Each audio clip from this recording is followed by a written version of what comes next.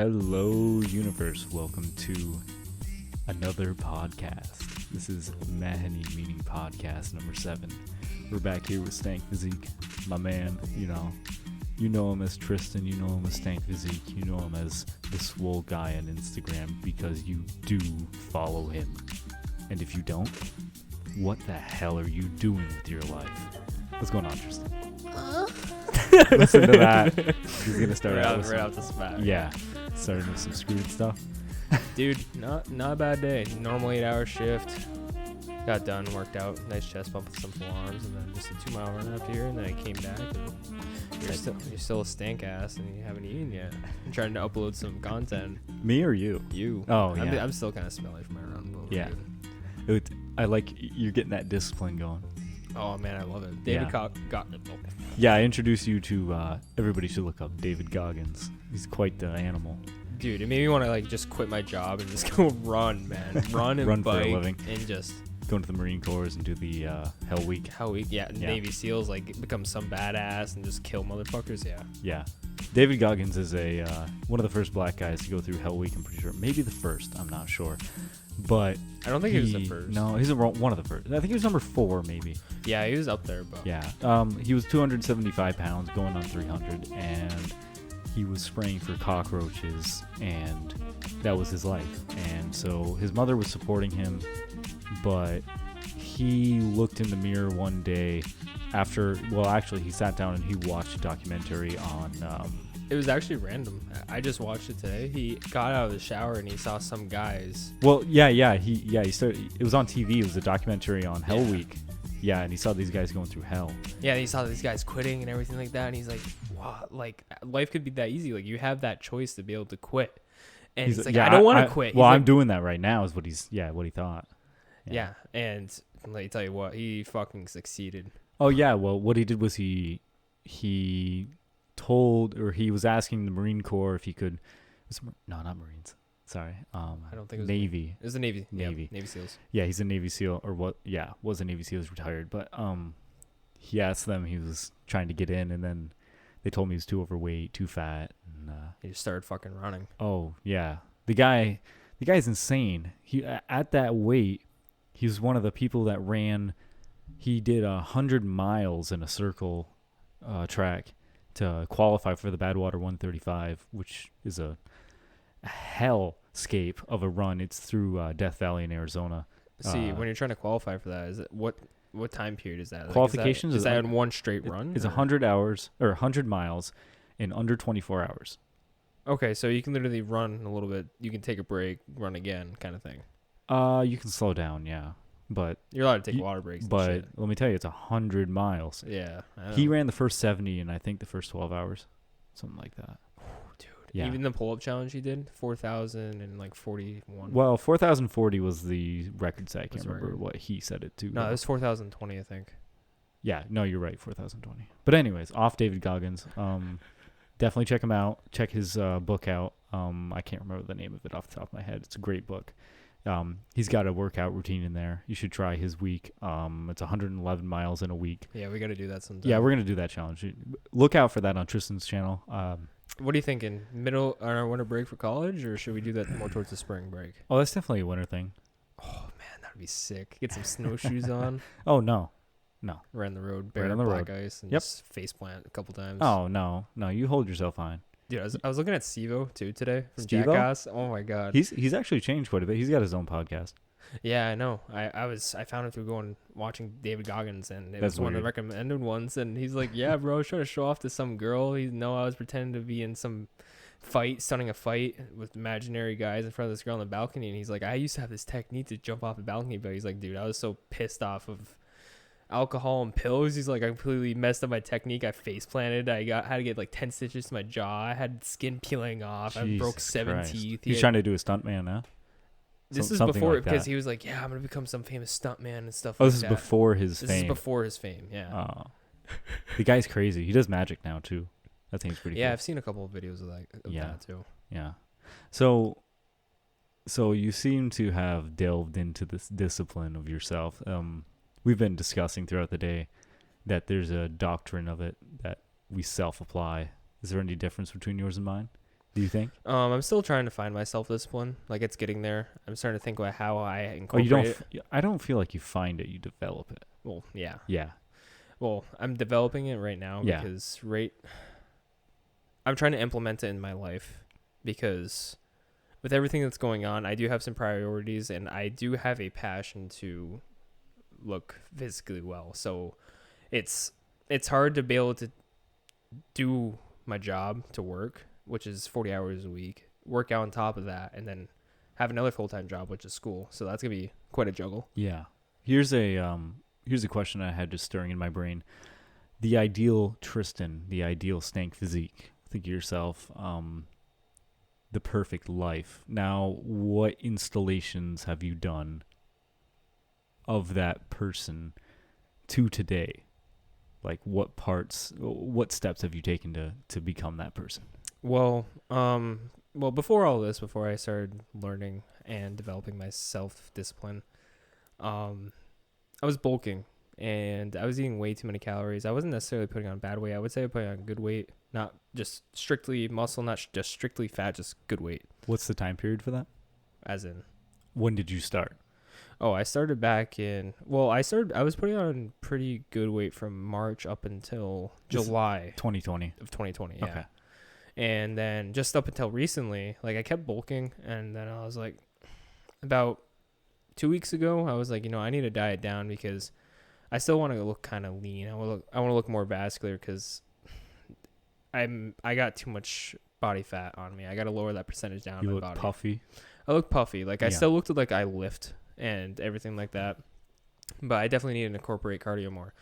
And I've been struggling to incorporate cardio because I haven't been having that discipline. And I was like, all right, I'm gonna sit down on my bike in my living room now. I'm just gonna bike an hour in the morning fasted, just to burn off the reserve from my body. And I feel like that was doing nothing. And I got introduced to David Goggins today, and Casey's been talking about it, but I just haven't been putting in the work for it. Yeah. And I saw it, I'm like, dude, I'm going for a run. I do not care. Even yesterday, like before I even listened to him, I went for a 6-mile run, and I'm just obsessed with running now. I used to be such a good runner in high school, and now I'm starting to get the back. I'm starting to get that feeling back. You know what I mean? Yeah, definitely. I was a runner back in the day. I would run probably 20 miles in a week. Wasn't a lot, but I would usually do it in one day. So I'd take a week, maybe on a Wednesday after school, and I'd run 20 miles. Usually on my day off, because I'd work 8 hours after school. Oof, so I take the hustle doesn't stop. I share quite a bit, but that bullshit mentality of how you're just shitting on my story, I love it. It's fuel for me. But yeah, so I'd run 20 miles just because. And eventually, when I was around 14, I think it was, maybe 13, I told you about this. I got into weightlifting with my cousin. And this guy was a monster. He still is. He basically took me into that whole discipline area, but he's a very nice guy. He's kind of like our previous guest, Patrick, my brother. He's got that mentality of be the greatest you can be. If there's somebody out there to get you, then that part of yourself that knows that is going to be out there with them. So what he would do is he basically took me under the wing, taught me a few things, and basically said, let's go. And he'd push me, and then I'd go for those few extra reps. And he'd be like, oh no, get off that weight. So then, it's that whole, you're figuring out how to weight lift and everything like that. It was pretty cool. But then this will be in the book. I won't get too deep into it because this my story will be in my book that'll come out. But I'll tell you that there was I had problems around 15, 16 that changed that weightlifting. Because I had a full six-pack. It's pretty fun, but yeah. Yeah, I've never really been physically fit up until now. Like, I was always messing around with weightlifting here or there. You played soccer, though, right? Big soccer player, I was. And so that keeps track and field. Yeah, oh, okay. Then. But I wasn't really necessarily into weights, though. That's the thing. It doesn't matter. You're still fit. Yeah. Like, my nutrition wasn't the best either. And I could have been better looking. I could have been more in physical shape. Also, vaping didn't help. I was a big vapor then. Did you do it while you were playing soccer and running? Yeah. Wow. Yeah, no. And I was still a starter. I was playing 80 minutes a game, dude. It was sick. Yeah, you must have been hustling.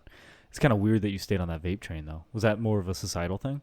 Societal impact, like people around you, or was that just yourself? Yeah, craving? my father did it. My friends did it, and I was that kid that never did it. So I started off with zero nicotine. You don't get addicted to it. I was doing vape tricks and stuff like that. And I was like, all right, let me throw 3% in there.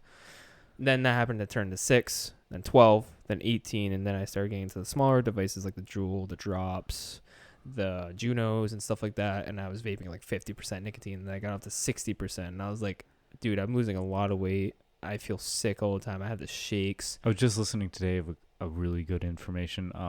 You know how back in the 60s and 50s, obesity rates were a lot lower? Oh, yeah. Yeah. You know what that is? A big factor was that smoking would actually deteriorate someone's hunger. It does to a point, yeah. Yeah. Because it gets, your mind's so set on getting that fix. It's just like... Oh, yeah. You smoke a whole pack in a day. You ever watch Mad Men or something like that? No. Yeah, they're sitting there and cigarette. Well, that show is about selling cigarettes, but it's cigarette after cigarette. Everybody smokes. Yeah. Wow. I had a question for today. So it's for me. For you, yeah. Oh, listen, so you see the interviewer has become the interviewee. I like this. Go ahead. So if you had the choice to either copy and paste as much money as you want for the rest of your life without getting in trouble for it and being as rich as you want, or undoing something in your life. So like say something happened, you just be like, okay, undo. You can do it as many times as you want. You're about to die, undo. Neither. But you have to choose. You can't just be I can't back out. Can't back out. It's the worst of two worlds in my opinion. Oh yeah. Everybody would go for the money. I guess undoing something would be pretty good. How would it be a major life event I'd have to undo? Anything. Literally, you fail a test, you can undo it. Yeah, I'd probably undo something very minimal and just barely change my life because I like the problems. It makes me who I am. And the thing with the money is I don't like monetary money. I'd rather have wealth, and wealth is not money. But if you were able to copy paste all that money, wouldn't you think that life would just be boring and too easy because you have that wealth? Yeah, well, that's a factor in it. Yeah, that the wealth is actually the journey along the way. It isn't the actual gain at the end. It's not those number of subscribers or the Instagram followers. It's the hustling and the grinding and the sharing, and it's the content. You know? How's that? Okay, I wasn't expecting that answer. All right. Yeah, I don't know if that was a weird enough answer for you. Also, another topic I want to dig into today, I was researching it, and have you heard about like the conspiracy theory of what's going on with China right now? Which COVID? Kinda. This has been in plan for years, I guess. Is it their crafting of it's the way diseases? No, it's the way of controlling the world and taking over the world. The NWO or the Illuminati? The New World Order. That's what the NWO is. Oh, well, I didn't really look into that, but so like I guess like China is actually like creating businesses in other places of the world, and again, this is just a conspiracy theory, and like I thought it was pretty cool to think about, but yeah, technically they're taking out so much money and they're investing so much money into property that they technically own that land in that country, and they're doing it. They're buying out countries, they're buying out businesses here, everywhere. It's slowly happening. Oh, so they're trying to financially monopolize the world. Exactly. Yeah. And what is it? And I guess there was like a law they passed recently that people, non-residents outside of Hong Kong, okay, so you don't have to be in China. You can be wherever China owns in the world, and they can arrest your ass. They can take you in. They can do whatever they want with you. So the actual country is buying land. It's kind of like the Louisiana Purchase, kind of. Kinda, yes. Yeah. But they made a law to the point where basically they don't own it. They don't legally own it. Is it something like that, or do they legally own it? They control, like in the poorer countries, they technically have control over it because they have so much money. Well, yeah, there's not going to be any retaliation from the actual government that owns that. Yeah, like China can really crush them like ants. Yeah, well, okay. I could see that as a conspiracy theory. That doesn't have super grounding, but it could be possible. Yeah, definitely. Well, think about it. China is technically economically recovered from this so quickly, and they're technically the power of the world right now. If you think about it, U.S., Europe, everywhere, we're in trouble right now financially. We're in a crisis. Well, actually, there's been some trade tariffs and things going on that have actually helped us recently. But we're still in the hole. But but we're digging ourselves out. I feel, yeah, not as bad as people would say it is. Maybe I really shouldn't speak on this subject because I'm not an expert. I've never been in the economy. Besides, I mean, I've read a few books on investing, like The Intelligent Investor. I've read a few times. I can't remember who writes that, but see, do you invest are you planning on investing into like the normal 401k like everybody else? Depends where I go in life. Yeah, like I was thinking about it. Like at my job, I could be putting money towards a 401k, but I know I'm not going to be there for the rest of my life. I don't want to be there for the rest of my life. That's not what I want as a career. Yeah, I don't know if I'm going to do that because I'm very sporadic in my thinking, so I'm going to be sporadic in my jobs. I mean, I've had like 12 jobs and I'm only 20. Jesus, man. I think I've only had like 3. Yeah, no, I've had a lot. I stay at them for some of them 3 months, some of them 2 years, but they overlap because I work multiple jobs. Yeah. But no, I wanted to ask you about we like to talk about cosmological things, so I know you wanted to save that for here. So you had some theories on the universe. You got anything you want to bring up? Nothing on my head right now. No? No. I mean, well, I'll start with the theory I was talking about to you the other day. Scientists believe that inside each black hole there is another universe, and within those universes there are black holes and more universes. So that infinite loop of things is how reality is. It's kind of like an infinite loop of mirrors of yourself. If you're seeing kind of, but it's not the same thing over and over. It's different, yeah. It could be, though. That's another thing. That's true. I didn't think about that. Man, I wish we knew more. Oh, we know quite a bit. If you get into astrology and the phenomena of the universe, pretty cool. I was telling you the other day another thing, because I talked to you too much. That's not a problem.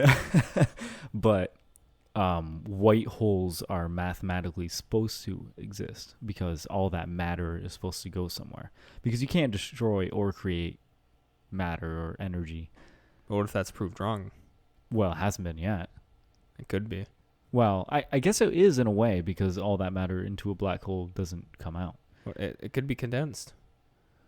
That's true. Can make the we black don't know hole what's in bigger. there. Have you ever investigated black holes? You know what happens? Dude, that's honestly like that shit scares me, so not really. Yeah, it stretches you thin, and the distance between the atoms at the top of your head and the bottom of your feet are stretched so thin that it separates you. Wow. Yeah.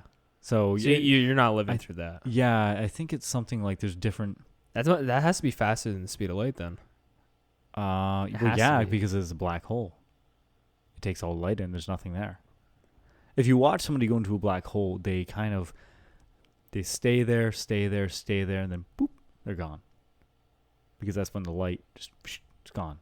And if you were the one going into the black hole, it'd look like a tunnel coming, going, and then there's a little speck of the universe and gone. We presume. Oh man. I don't want to be the guy. It's like those people who are signed up to go to Mars. I wouldn't want to be the guy to go into a black hole. Dude, imagine like what's going through their heads right now. Like they got families more than likely, and they're being sent out to Mars. Dude. Oh, completely different planet, light years away. That's nuts for me. Like I can't. Wait, say it again. That. Like there's people being sent to Mars. You said. Right? Mars. I think you're talking about the black holes. No. Yeah, no. Going to Mars is crazy. They have a. Joe Rogan made a funny comment on it when he was doing his set. People, you notice the scientists aren't the ones going to Mars because they're smart enough not to. Yeah. It's the people who sign up for it. I think they have 3,000 or 4,000 people. Seriously, it's that much. Yeah, it's that much. You can buy land on the Mars, I think. or the moon. It's one of the two. Dude, how can we buy land if what? Yeah, exactly. How? I don't know. That's messed up. I guess they found like an old boat. No, that was debunked. That's debunked? Yeah, it was debunked. Oh, that's just like the water on Mars.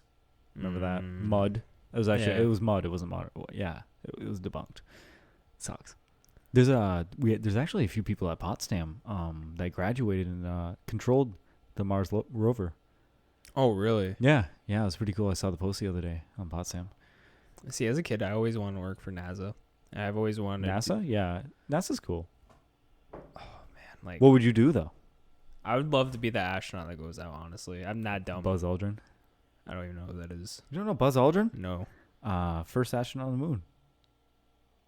Really? Or no. No, that wasn't him. Sorry, it was Neil Armstrong. I'm sorry. Neil I'm sorry. Armstrong. Yeah, that's the first one. I'm all cracked up. I gotta look it up. Buzz The Aldrin man didn't go for a run. That's why. Yeah, see, it's that discipline. I went for one earlier, but I didn't go for my second one. Oh, boo-hoo. This man's got all the time in the world and can't go for a second run. Yeah. Okay, so him and Neil Armstrong were the first two on the moon. Oh, so it's both of them. Yeah. It's just that Neil Armstrong is just the one that is said to be the first one. Yeah. First step, and he was probably right next to him. I hate seeing those conspiracies of like how they staged it. You mean the moon landing was fake? Moon. Yeah. Why do you hate seeing them? I don't like my mind messed with, dude. Oh, your reality? Yeah, like just thinking about it, like what if that actually like somebody else stepped on the moon 5 years later and that was actually the first person to step on the moon? Well, actually more feasible is what people think now is that the Russians were the first ones. 5 years before or something like that, 6 years before. Yeah, I don't know if you've heard that. Remember the Russian arms or the race, the space race? Yeah. Well, don't remember it, but you've heard of it. Oh yeah. Dude, when was that? Like that was in the That was the Cold War. 60s, right? 80s. Really? Wow. I have my history messed right up. I don't remember time. Wait, no, you're right. I'm sorry. Cold War was in the 80s, but yeah, the 60s was when we 60s, yeah. early 70s, I believe. 66, I think, is when we landed on the moon. Yeah, the Cold War went on for a while. Cold War is I love the Cold War. It's such a psychological warfare between the nations. It's crazy. Because, I mean, I read an article about there was a somebody who's manning the operations in Russia where they were the one to hit the switch when they knew that the missiles were coming. And apparently the sun rays of the morning detected as missiles from the U.S. Oh, dude. So the guy was he was a commander and he's like, nope, not gonna hit it. Nope. That stuff was stressful, man. Like the technology then, like I think even to this day it gets confused with sun rays. Oh, I don't think so. To this day. What do they call those? It's a burst from the sun. Solar flares. Solar flare. Yeah. So when hydrogen bursts from the sun, the solar flares, that could take out all the electronics, everything, all of our internet. Just one big solar flare. Apparently, there was one that could have taken us out that went the opposite direction of the sun. Dude, that's messed up. That can happen at any second. Oh yeah, that's just like there could be a black hole above us that's dormant. Dormant black holes. I didn't even know there's dormant black holes. Yeah, they don't really suck anything in. They're it's not as bad. They're just like, hey guys. They're like those listeners out there that don't have discipline. I can just come slide on you in any second. They're gonna slide in there on that discipline. Yeah. So it's wild stuff going on out there in the great old universe. Oh yeah, man. So you've heard me mention this earlier. So what's that? The dog mentality. Yeah, I've never heard of that. I just kind of came up with it today. So I heard, I forget where I heard it from. Oh, so is this something you found or is this something you made? Or mending? Mending, I would say. Okay. Because, like, I got the idea from someone else. I can't remember the name. I wish I did. Like, I'm actually not kidding. Like, I don't remember the name. But if you think about it, a dog, you feed it, and you, like, say you bring it, like, a huge, like, bag of food. It'll eat the whole bag of food. It'll literally eat until it pukes, and then it'll eat its puke and keep going and puke and keep eating. Like, it will not stop, man. It's just a train. And same with most animals. Yeah, same with the running. dogs can be loyal. They will run until they drop dead. So if you think about it, if you have a dog mentality, you will keep going. You're going to want more, and you're going to keep wanting the same thing. And if you keep that mentality and staying loyal to it, I'm assuring you will have success with it. That's my mentality. That's something I've came up with. I think what you're trying to describe is hunger. Drive, hunger. Yeah, drive. Drive's a lot better than hunger. Because hunger, you get full. Not necessarily. You can stuff yourself. Puke, keep. Yeah, but you're still full. People are never satisfied, though. It's a thing. Because, you mean like that? No, I'm just talking about hunger in general. I know. When you're eating, but applying that to psychology. People are never, you're right. Never satisfied. If you think about it, like, I want a WRX, let's say. I get a 2021 WRX that's going to be dropping. That's going to be releasing soon. I'm going to get that. I'm going to get it, right? Yeah. I'm not actually going to get it probably, but I want to get it. Say if I get it, I'm going to be driving around for a couple of days, and then I'm always going to be seeing somebody that's going to be driving a nicer vehicle than me, something else I'm going to want. There's always going to be more and more and more that you want, because you want that satisfaction in the moment. The thing is, you can't create happiness. Well, I'll tell you something. You make happiness is bullshit, honestly. Happiness you make out of what you have. You don't need things to make you happy. What people don't realize is happiness lies within the pursuit of it. That's why the founding fathers said the pursuit of happiness instead of happiness itself. It is the adventure, the journey, the trek that you go on. That's where you find the friends along the way and the greatness within yourself. But that ending happiness, that's just a very, very small piece to the puzzle. That's a corner piece, No, not even, because the corner piece, edge pieces are foundational. So it'd be just a centerpiece or something. You wouldn't know where it goes. So people just, they need to realize that enjoy the fuck out of the journey, because I love pain. The sacrifice, the suffering you have, realize that you're not going to be the person you're going to be after it unless you go through what you're going through. Same thing, like me referencing back to episode 2 of this series. Like, I was talking about how, what was I saying actually? How, What are you referencing? Can you describe it? Like, I was just thinking about it and I lost it. Man. Put right on the spot. Oh no, that's too bad. That's all right. We can keep it going. Yeah. It'll come back to you. You think in your corner over there. Oh yeah. Once you start saying something, I bet you don't remember it. Okay, just stop me. What were you saying before? I might pick it back up. What I was just saying? Yeah. The pursuit of happiness and going for what the hell you want, but the actual going is what you focus on rather than what you want. Oh yeah, now I remember. There you go. Back referencing back to episode 2, people are not. If you don't work towards your passion, you're never. Oh, well, whoops! I guess I'm not being loud enough. All right, sorry guys. Just get closer to the mic. Oh god damn it! You lost it again. You did. Yeah. Going back to the people not being satisfied is what you said. Oh my god. We're struggling with this. Yeah, I am. It's all right. Man, I can't get this reference. Oh yeah, people aren't going to. Keep going. People are not going to remember what you did, even if it's good or bad. Oh, this ancestry thing that you talked about, right? Yeah, like. Yeah, what did your grandfather do or great grandfather? Yeah, the legacy. Yeah, like I want to be able to create a legacy when I die. I want people to remember me because the thing is, like, I can get a nice car, I can get a nice house. Are people gonna remember that I have a nice house like 300 years down the line? No.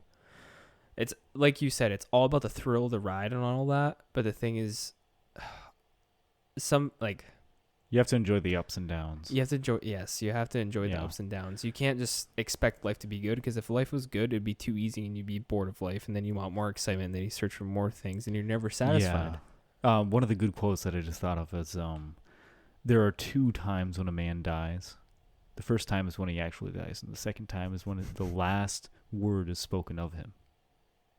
Those are the 2 times. And I think that's a great thing.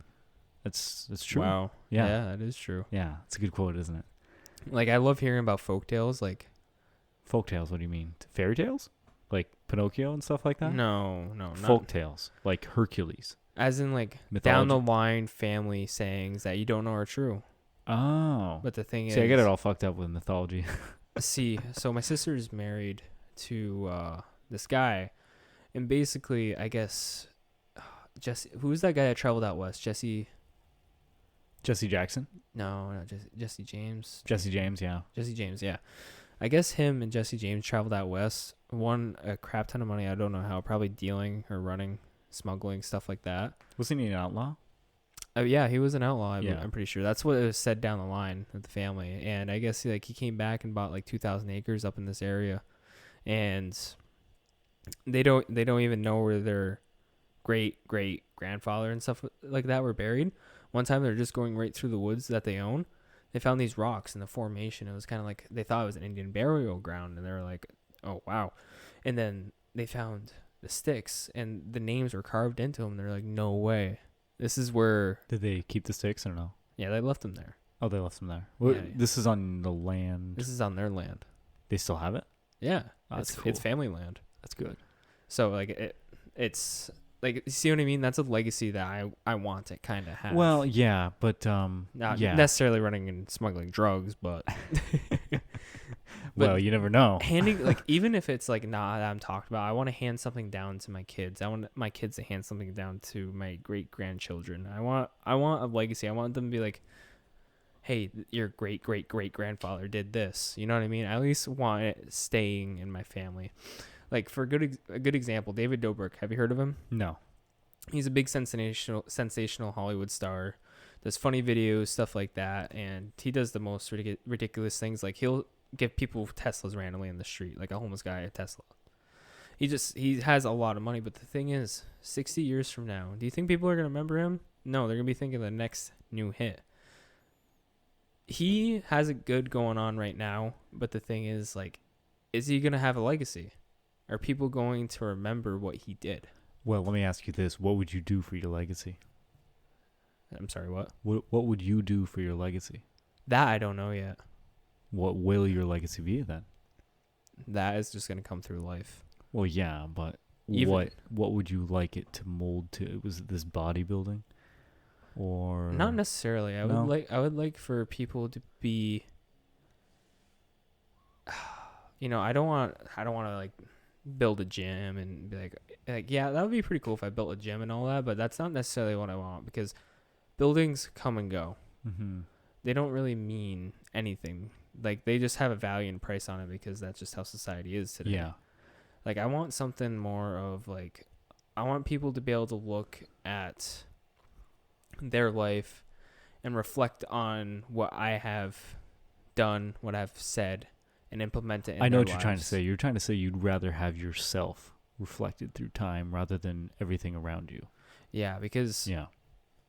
everything is just a figure. It's just symbolism. What do you mean by that?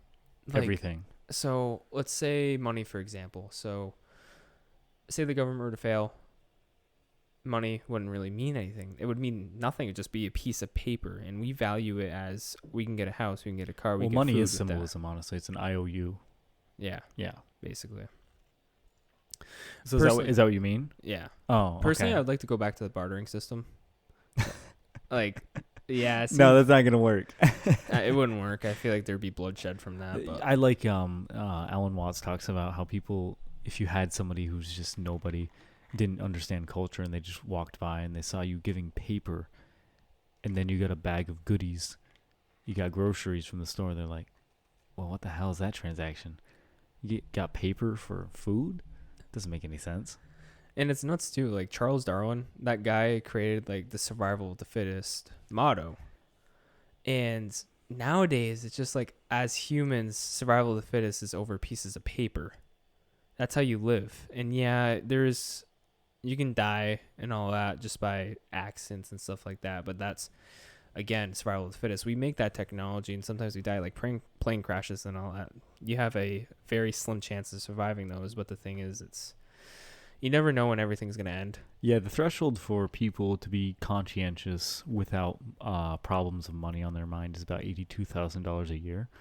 And then when they get to 90,000, there's another threshold of happiness. But once you break, I think it's like $200,000 or something, you start, you still value money, but you stop valuing yourself, that's why you see there's a lot of depressed millionaires. Yeah, because they feel like they have everything in the world, as in their favorite car. They got. Well, if you search for things and not yourself, you're not going to be anywhere. Who's that guy, that actor that killed himself? Which one? He hung himself. John Williams? Robin Williams? Robin Williams, yeah, I couldn't think of it. Yeah. Like, he made people laugh for a living. He made people laugh, but Yeah. the thing is, was he happy with himself? That's what I think about every day, and I'm like, that guy had it going. Why did he kill himself? Why did he do that? And I was like, he probably wasn't happy with himself.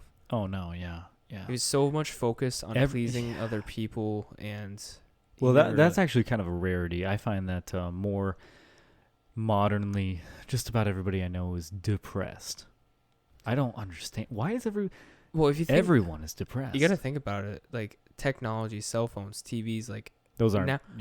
Those are interfaces. I would say those implement a lot of things, because a lot of parents like, oh my god, we got this TV, put them in front of the TV. We got this video game, put them in front of a video game. Like, when I grew up, I was always put in front of a TV. I was always playing video games. And then when it came about middle school, when I started becoming like self-aware about my emotions and what I can do to fix my life, I was too depressed to do anything, because I was always put into a simple situation of, okay, sit here, relax, distract yourself, and distract myself. Yeah. And that didn't help me. And parents make mistakes. Parents aren't perfect, but the thing is, like, as a parent, you do implement a lot of how your kid grows up. That's a structural problem, actually. People don't value the nuclear family anymore. So what they end up doing is they'll be in a relationship and they'll have a kid before realizing this is the person you're going to spend your life with.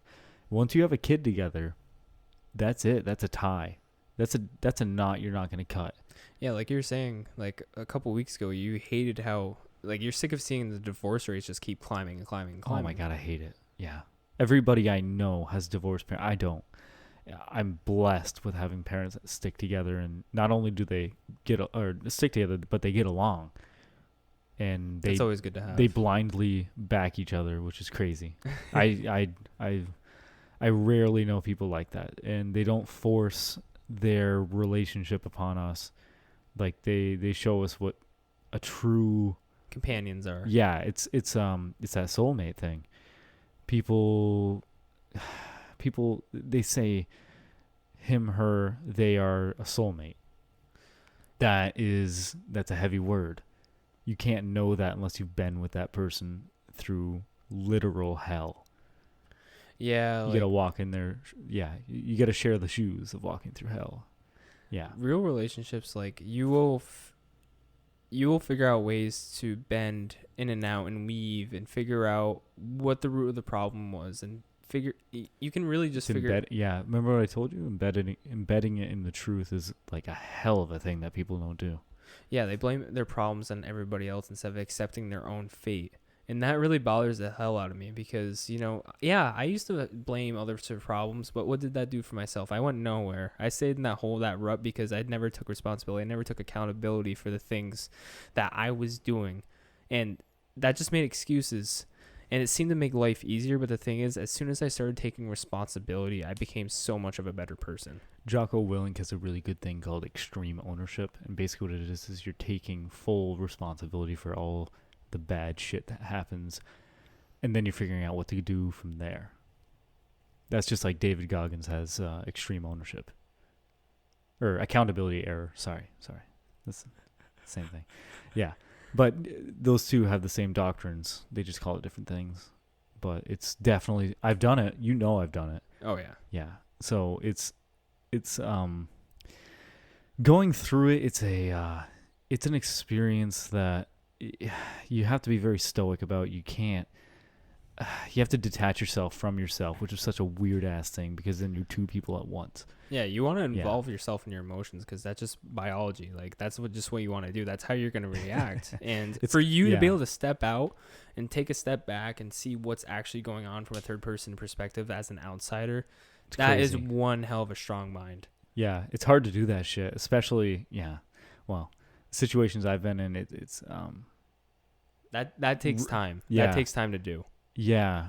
Luckily, I surrounded myself with all these positive things, so it was good enough to push through it. I did that back when I was in my mid-teen years. I had some substance problems and did the same thing, so I went back to that mindset. I got weakened by a certain, I'll say an event that happened. I keep going back to my life. I don't want to explain it all because, it's going to be, I'm going to write it, but events happened, so I led to substances and abused that, and then I took you ever take a long look in the mirror and you disconnect from yourself and you go, what the fuck? You ever do that? Oh my God, dude. Yeah. Yeah. It doesn't take long. It takes like 30 seconds. But the thing is, it changes the course of everything that you do. Doing that? Yeah. Like you can completely change your lifestyle by realizing what you're doing. Looking in the, just generally, have you ever looked in the mirror and just disconnected and like, who the hell am I? You ever do that? Yeah. I've stood there for minutes, like 10 minutes, 15 minutes, just trying to figure out who I was and what am I going to do? Like, if I keep continuing down this path, who am I going to become? Am I going to become somebody that just lives off of a social security check and just live in a trailer just to barely get by? Yeah, am I just going to keep smoking weed and just keep drinking alcohol? Like, am I just going to sit there and just waste my life away while I could be making a legacy and changing people's goddamn lives? And your own. And my own. That's the most important. But the thing, change your own life before you go about changing the world. That's a problem. Like right now, I'm currently changing my own life, but my passion is to change others, help others, because I've always wanted to help other people. Like when I started college, I went into a biomedical degree, and I was like, this isn't really my thing. I don't want to become a surgeon. I don't want to become a doctor, but I do want to help people. Wow. I didn't know you did that, actually. I did, man. What was the passion for that? Led to that? Like, what inspired you to become a biomed major? I wanted to help people. I was going to become a... Is that where did that come from, wanting to help people? Is it because you've seen a lot of broken people or something like that? Yeah. Or is that just something internally that, like a fire that just had to be beckoned to? It's like...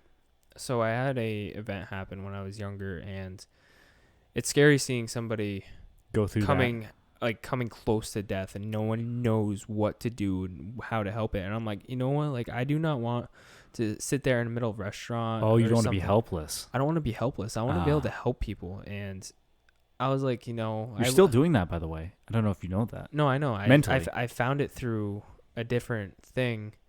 But as I was going through biomed and all that, I was just like, no, this isn't necessarily it. Like, yeah. Like, I want to be able to help people if they're dying and all that, but you can just do that by simple classes. That wasn't my passion. My passion more turned into helping others become better about themselves, because if they don't become better about themselves, then they're just going to lead to bad life habits. Honestly, I found, because I tried to run a kind of a therapeutic practice out of my room for a few semesters. I think it was 3 or 4. Not that I have any training in that, but I had a lot of people come talk to me, which was really fun. It was almost like this, but honestly, it's not telling people what to do.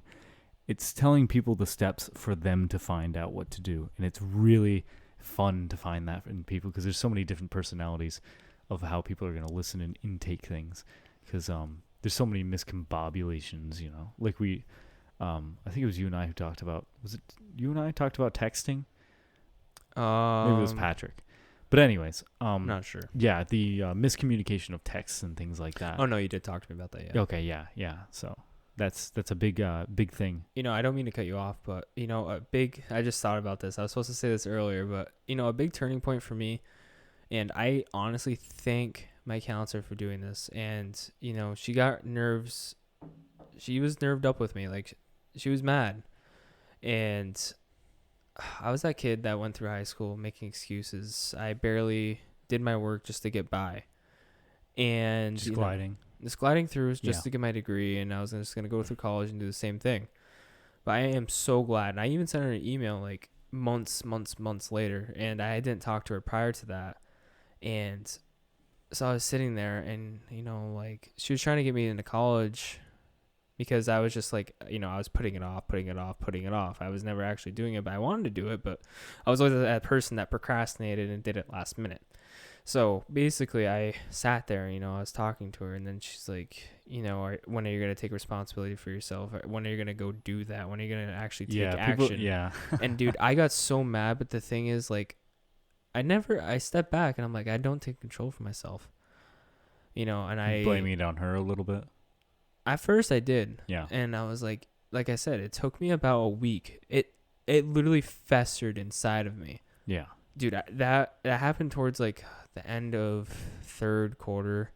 So that's roughly like 30 weeks ish into the school year. And I was like, you know what? I'm going to try the the fourth quarter. And let me tell you what, I did hell of a job, and I carried that through college. But what stopped me in college was that the idea of the unknown. I was not sure what I wanted to do. I flip-flopped. I actually went from a biomed to business admin. And then in the middle of my business admin, I actually withdrew from college because it was just too stressful. I had an apartment. I was working full-time. I was trying to balance a relationship as well on top of full-time school, and I was doing online learning without internet. You know how hard that is? That is I can't say I do bitch, know. dude. Yeah, no, I'm not in that realm. I don't know that. But I took about a year and a half off from school, and I started lifting weights with my uncle again, and I'm about roughly almost 40 weeks into it, and I realized me helping people is going to be through this. This is what I'm going to do. I'm going to inspire people. Yeah, and yourself. Well, I'm thinking more of my passion. I worked on myself. You're talking about your output rather than the input. I had to work on myself for a while. Yeah, it's the input. Like I'm not really talking. I am talking about myself, but yeah, you see. I get what you mean. You're using yourself as an aperture, if you know what that is. Yes. Yeah. Yeah, it's great. It's good to hear that. Not a lot of people, they wait until they hit that bottom. I did it. They hit the bottom and then they go from there. But it sucks because you can't tell somebody where the bottom is. They have to find it. Everybody's bottom is different. Oh, yeah. Like I said, like in back in episode 2, it's the way the cards are dealt in life. Yeah, you can see the downhill climb. That's the problem. You never see the uphill climb. You never want to do the uphill climb. But when I tell you what, you go through that pain, and as soon as you reach that top of that peak, it's like, oh.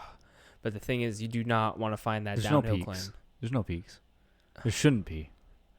There should be little breathers, but you should always keep climbing. There's always more to do. Yeah, but the thing is, with life, it doesn't always necessarily do that.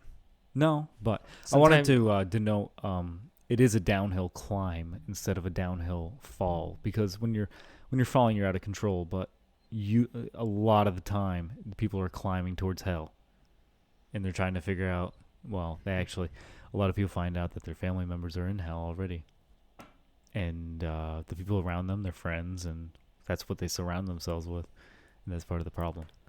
Yeah, back in high school, I would have friends, and, they seemed like to be okay because I would have fun. I would hang around with them, and then I realized it's like they don't give a damn about me. I don't get messages from them, And last time I talked to you, before we actually started talking again, that was back in like 6th grade. I don't even think you and I talked. And that's pretty insane. I was pretty introverted. Necessarily not. It's not a bad thing. I wish I was more of an introvert instead of an extrovert, because like extrovert.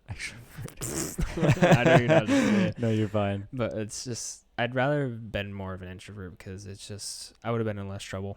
I would have found myself more. Oh, I was still in trouble. I still did all that bullshit. I just did it with less people. Yeah, I've done some crazy shit. I didn't go out and rave and go out to huge parties. That's small. Oh, me neither. Yeah, I had small get-togethers, but we would do some crazy shit. Yeah, and I'm glad like I never really had strict parents either, because I feel like I would have done worse shit. Yeah, because that makes you want to do it more. Yeah, especially in those teenage years. Yeah, the boss that I have now had said to me her way of not getting into drugs was her parents sat her down and said, if you're gonna smoke, if you're gonna drink, you're gonna do it in front of us, and we're gonna get it for you. That's how my parents did it too. Yeah, that's a pretty good way. It's not gonna work for everybody, but like I hid smoking for a while because like I was kind of disgusted myself, but the thing is I kept doing it. And that's the problem with society. The thing is they will keep being disgusted in themselves and just thinking about, oh my God, like I don't have money for this, and oh no, I don't have this, and I'm not doing this in my life. Let me hide the pain in all this smoking and drinking, right? Yeah, and like, oh my God, like everybody. What do you buy every morning? Like, do you sit there and go buy your $5 coffee every morning? You can actually just go buy a $10 bucket of coffee, and it can last you 3 months. You can make a nice coffee. You just got to take that time, but you're just trying to get your life more convenient. But what do you do after you're done your day job? What do you do? Are you doing anything to better your life? Are you doing anything for your passion? If that's a no, then what the hell are you goddamn doing? Start working towards something else, something better, to keep striving. Well, your job should be part of that too. If you're in the right job, it should be part of that you're having a great time and you're working towards what the hell you want to do. If you're going to a job and it feels like a 9-to-5 bullshit, I hate this, you get there and the first person says, today's going to suck. Or I don't want to be here, I want to be back in bed. Then why are you here? Usually what I'll say to somebody, that's what I want to say. Yeah. I'll usually say something pretty mean because you know me, I work at 4 or 5 in the morning. So what I'll say back to them, I'll say, that doesn't make me feel any better or something like that. You know, do you want a cookie? Shout out to Sebastian if anybody knows him. Yeah, I heard the story, bro. Yeah. But yeah, no, people, it's all mentality and perspective and introspection, and people just they input shit to themselves that they don't even believe. It's dumb. I hate that. Yeah, and those people don't take a step back and they don't think about, what am I doing wrong? What could I be doing something that betters myself, instead of buying all these things that make your life more convenient. Like, if you have to do what you have to do to survive, then do it. You know what I mean? Like, sit there, cut back on what you purchase, buy more convenient food, as in like getting a huge bag of rice for $10. That's literally a month's worth of food if you eat it right. Yeah, that might not be the ideal diet, but you do what you have to do. Yeah, definitely. I don't really. You were probably more in the party gang. What mentality drew you toward the party? Was it the acceptance of you, or that part of you at least, or was it that everybody else was doing it, like that whole peer pressure bullshit?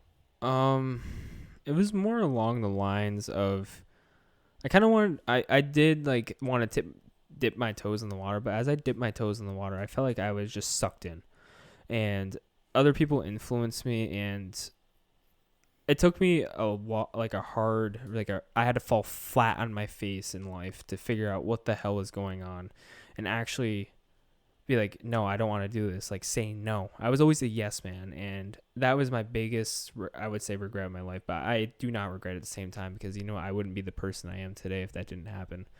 And there's just so much shit that can happen in your life, and you just have to take from it. You can't just be like, oh my God, I have to hide this. Accept it. Do you plan things out? I do, yes. Do you write it down? Not always, but I do have a mental note. Yeah, I find that I write things down. You remember episode 2, I wrote down that name of that book. Oh, yeah. Not book, but, yeah. Negative Souls. Name of the book I want to write, yeah. Yeah, Negative Souls. Yeah, so if I don't write shit down, I'm not going to remember, because I'm horrible for that. Everybody knows that. But if you don't plan ahead, then you don't have a plan. And if you're just going to soar through life, like, I know I have a friend who had a plan A financial problem, and they decided to go one route, and I asked them their plan B, and they already had it set up, so that was great. But I realized nobody usually has. You have to have a plan B set up, but that plan A you have to really stress on. And you have to make sure you're going with plan A. The thing is, I do have a plan B. The thing is, I make a plan C, plan D, plan E. Like, I think of multiple. Well, but you can't do too many plans because they have to be intricately. Well, I'm thinking more of together. A fallback kind of thing. Yeah, I see what you mean. You're trying to think of bettering yourself more of. I'm just structuralizing fundamentals for your life. You have to be very specific on what you're gonna do. Okay, I see what you mean. Like, yeah, like I'm more speaking of as I have fallbacks. Like, what am I gonna do if this happens, or this happens? Like, am I gonna have to go from plan A to plan C? Am I gonna have to go from A to B? Am I gonna have to go from A to F? Kind of thing. Like, you don't know what life's gonna throw at you. It's always a curveball. Well, yeah. I try to prepare myself for the worst. So, like, if I were to wake up tomorrow and somebody died very close to me, I would be mentally prepared for that. If I go to sleep that day and I know I can't wake up and accept that somebody's died, then I need to not go to sleep and figure out myself. Are you scared to die? Death? Yeah. Are you scared of death? Like, at this moment or in the future or just in general? Anytime. No, I don't think I've been accepting of it. Maybe not accepting. It's kind of hard because I'm a Christian, so of course I believe in the whole suffering. You do, guilt and things like that, and heaven and hell. But I'm not. If I'm going to die tomorrow, I'm gonna be happy because I'm happy of what I did today. That's what, like I was just saying. If I go to sleep on a bad note, then that song isn't written well. So I need to figure it out. See, the way I'd look at it is, if you're scared to die, then why are you living? You're not living. If you're scared to die, you're not living. Because then you have regrets. Or you're too focused on the potential of what is to happen because you didn't realize you already lived out your life. Yeah, like I'm not saying necessarily I want to Die. Like I'll try my best not to. Like I'm not gonna go. I like how you said that. I'll try my best. Like I'm not gonna sit there and go jump on a pile of spikes and absolutely obliterate That's myself. a really good Buddhist thing. Is that they say the realest location in the world is at the tip of a spike when you sit on it. Oh, yeah, because you don't think at all. All you can think about is you're physically there. You're mentally there. You're right there. There's nothing that you can really you can't think of anything else but that. It's at the tip of a spike. Yeah, you like that? Yeah. Yeah, those Buddhists really know what's going on, don't they?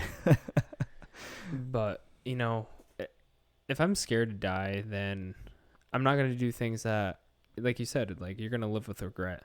And I don't want to live with regret. I don't want to sit there on my deathbed when I'm like, I don't even know how old I am because death can come anytime. I don't want to sit there and regret yesterday. I don't want to sit there and regret what I didn't do. Or shouldn't be doing that now either. Yes. That is, like I said, working with the self-discipline right now. Yeah. Yeah, so you're working that out still. Oh, yeah. It's something that you have to develop. It's not something that just comes. Like I can see that you have been working on it, and let me say you have a pretty strong mentality. Like the strongest I've ever seen in somebody, to be honest with you. That's nice, but that humbles me, but I'm not going to say that it's true. I mean, I'm not saying like you're not, no one's perfect at all. Like I'm sure sometimes you want to, like I've seen it, like you let your anger come out sometimes, but you don't completely blow out. Well, I focus it on something. Exactly. If I'm gonna get angry and let my emotions take over, I'll direct it in a certain location that isn't towards somebody. And you're not the only one to experience that, but yeah, I'll take the, like, if a lot of people don't know that when I go for my runs in the daytime, like or evening, it's usually I'm just dispersing with the emotions because it's like that spike. Yeah. I'm in horrible pain and suffering, but I'm just pushing through. I'm not even thinking. So that's what I was doing with my run today. Like I was pretty impressed. Yeah. I haven't been running in forever, and I don't know if I mentioned this earlier, but I ran a 7-minute mile roughly for my first mile. I went for a 2-mile run. I was like, all right, so I'm not even going to think about the pain. And I ran a 6:30 mile, and to some of you that may not be impressive, but back in high school, I was running like a 5:07 mile. I was a pretty good runner, and I've put on about 30 pounds since then. And it's pretty impressive to still see myself running in the 6s for that mile, especially even after running a mile. Like I wasn't sitting there trying to kill myself. Like I bet you I could probably get close to 5 minutes if I tried to actually push myself through a mile run. Oh yeah, definitely. Yeah, you probably could. Probably hurl chunks, but no, I don't think I ever get to that moment. There's definitely a moment, like I told you, when if I stop, I hurt. But I feel that I like that because it makes me think of life. If I stop, it's going to hurt a lot more than if I keep going and push through that little bit of pain. you'll be more grateful for that outcome, because it's not the outcome that I'm focused on. It's like I said, it's the process. Yeah. You can't slip up on your psychology, your philosophy. True. Yeah. No, I don't slip up on that. Keeping a little bow tie. No mistakes. No mistakes. That's right. No, last little notes I got to say is people got to figure themselves out. We're coming up on an hour here, so I'm going to have to wrap it up. Definitely. Yeah, this is a late recording. But if you I try to keep everybody like Patrick's mentality that we've had on in episode 1, and your mentality of keeping on that record of going straight. I definitely like those two. I have my own way, but I definitely think that people need to figure their own shit out and stop going to parties. Obey yourself. Stop doing that bullshit. Yeah, like what I did before I started working on myself. Like, even like this is a while ago, I literally blocked everybody out. I stopped looking for other people's opinions. I sat there, I'm like, okay, what am I gonna do? What makes me want to search for happiness? Like, what is gonna drive me? What am I gonna do? What am I gonna keep doing to keep this drive and just keep this what is it? Mentality? Not mentality. I'm looking for motivation. It's like the yin and yang sign. Duality? Like, kind of like balance. Balance. Yeah, keeping like the balance between like everything, and just it's not nirvana. I can't think of the name. Anyway, all right. Yeah, I'm hoping you guys can figure out what I'm trying to say here. Keep your blissfulness, your calmness. I will probably think about the actual word on your drive home. On my drive home. I'll get the text. It's nirvana. Is it? I think it's nirvana. You're trying to keep your yourself at bay, kind of, in a way. Yeah. Stay straight on that path, man. Definitely. We're working on it. It's great to see, though. I mean, I'm not trying to say I walked in the steps that you have, but I've definitely been in some locations that you've been. You know that. Oh, yeah. Yeah. It's vice versa help. Anyways, we're going to wrap things up here. Another hour down of the MMP number 7. Check us out. We're going to be on YouTube. We're going to be on Spotify soon. Maybe this will be on Spotify by the time I upload it. Who knows? Maybe a couple ASMRs in the future. Never know. Some discipline ASMR. I'll be the fucking voice in your head. Do it. Stay hard. That's my Instagram. Anyway, check me out on Instagram at LiftedCam and Mahony Meaning Podcast on Facebook and YouTube. You can check Tristan out on Instagram at Stankphysique, and you still don't have your YouTube up, do you? Just Tristan Wallace with an E. A lot of people spell it with an I or an A. It's EN, guys. Okay. Yeah, make sure you check out his videos and his uploads. Also, one last thing.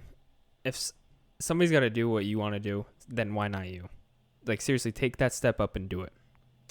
That's all I got to say for my last note. I like that. Oh, yeah. Do what you're going to do. Do what it takes. Definitely. Anyway, thank you, everybody, for listening. Tune in next time. I'm not sure who the guest will be, but it'll be on the gram. Well, thanks for having me, man. Yeah, definitely. Thanks for coming on. Peace out, Scouts. Have a good one, guys. He's got clout. People want to know how to stop the laziness, and they want to know how to stop the procrastination.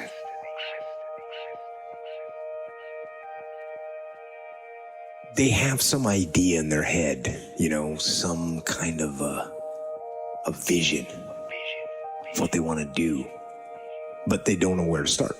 And so they say, hey, where do I start? And when's the best time to start? Where do I start? And when's the best time to start? Where do I start? And when's the best time to start? And I have a very simple answer for that. Here. And now.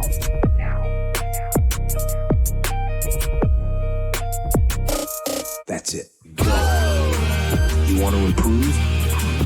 You want to get better? Go. You want to get on a workout program or a clean diet? You want to start a business? Go. You want to write write a book or make a movie or build a house or a computer or put together some mobile application? Go. Where do you start?